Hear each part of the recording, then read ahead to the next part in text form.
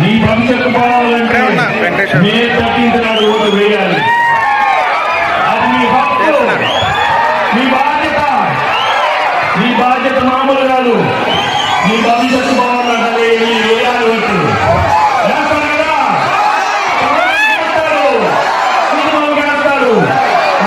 కామినేని శ్రీనివాస్ మామూలు కాదు. మా సీమా ఒక్క నిమిషం పిలిస్తే ప్రాబ్లం ఉంటే పక్కనే ఉంటారు.